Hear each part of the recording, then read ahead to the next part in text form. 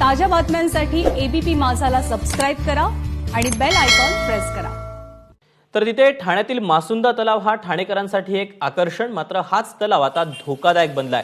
मासुंदा तलावाच्या काठावर असलेली संरक्षक तटबंदी काही महिन्यांपूर्वी स्मार्ट सिटीच्या कामासाठी तोडण्यात आली।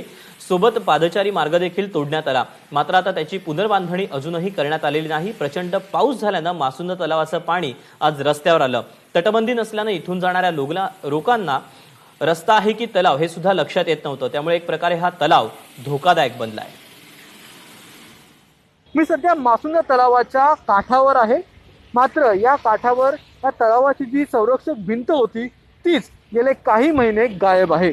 इथे स्मार्ट सिटीच्या अंतर्गत या तलावाच्या सुशोभीकरणाचं काम सुरू होतं, त्यासाठी ही भिंत तोडण्यात आली। या भिंतीबरोबर बाजूला असलेला जो फुटपाथ आहे तो देखील बनवण्याचं काम होतं, मात्र ते सर्व काम सध्या अर्धवट आहे। त्यामुळे या अतिशय महत्त्वाच्या आणि वर्दळीच्या असलेल्या या रस्त्यावर सध्या ठाणेकरांना चालणं जिकिरीचं झालेलं आहे। गेल्या काही दिवसांमध्ये प्रचंड पाऊस पडलेला आहे। कालच एका दिवसात 164 मिलीमीटरपेक्षा जास्त पाऊस पडलेला आहे। त्याच्यामुळे मासुंदा तलाव सध्या काठोकाठ भरलेला आहे। तलावाच्या आतमध्ये जे मंदिर आहे ते देखील सध्या पाण्यामध्ये आहे। मात्र या तलावाचं जे पाणी आहे ते दरवर्षी रोखण्यासाठी एक भिंत या ठिकाणी असते, ती भिंत यावर्षी नाही आहे।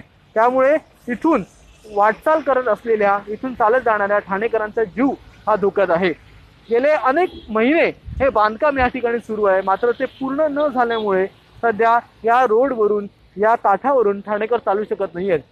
ठाणेकरांच्या जीवाची पर्वा प्रशासनाने आणि सत्ताधाऱ्यांनी करायची सोडली आहे का, असा प्रश्न आता विचारला जातोय। कॅमेरामन विनयसह अक्षय भाटकर, एबीपी माझा, ठाणे।